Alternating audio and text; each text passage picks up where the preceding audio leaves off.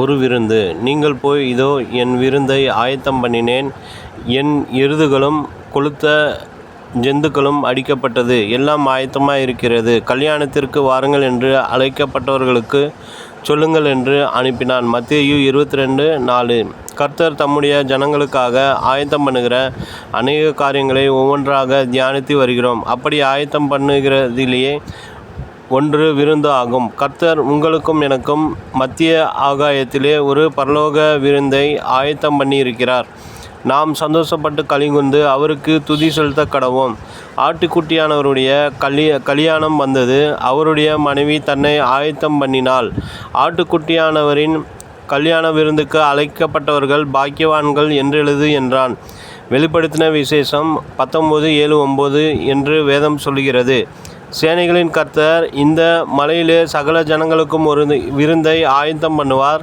அது கொழுமையான பதார்த்தங்களும் பழமையான திராட்சரசமும் ஊனும் நினமும் உள்ள பதார்த்தங்களும் தெளிந்த பழமையான திராட்சரசமும் நிறைந்த விருந்தாயிருக்கும்.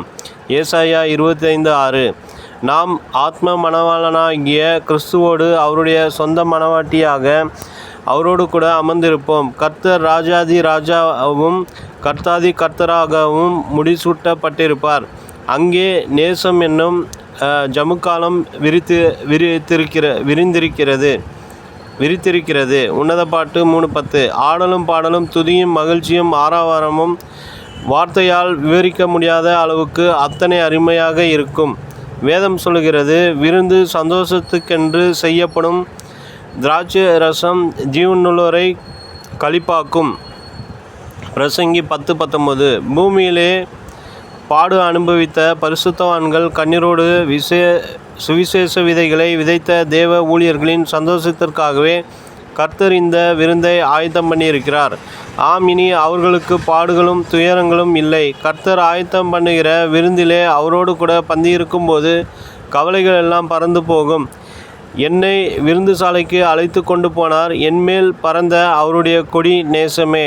உன்னத பாட்டு 2:4.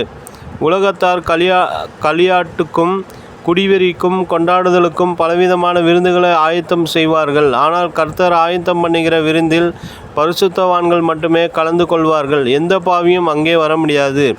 தேவ பிள்ளைகளே, நீங்கள் அந்த மகிழ்ச்சியான விருந்திலே கலந்து கொள்ள உங்களை எவ்வளவாய் தகுதிப்படுத்தி கொள்ள வேண்டும். இரட்சிப்பின் உடை உடுத்தி நீதியின் சால்வையை தரித்து பழைய ஏற்பாட்டு புதிய ஏற்பாட்டு பரிசுத்தவான்களோடு மனமகிழ்ச்சியாய் களி கூறுவதற்கு எவ்வளவாய் உங்களை தகுதிப்படுத்த வேண்டும். அந்த நாள் நெருங்கிவிட்டது. நினைவிற்கு மனம் ரம்யமோ நித்திய விருந்து. பகையோடு இருக்கும் கொழுத்த எருதின் கரியை பார்க்கிலும் சிநேகத்தோடு இருக்கும் இலைக்கரியே நல்லது. நீதிமொழிகள் 15:17.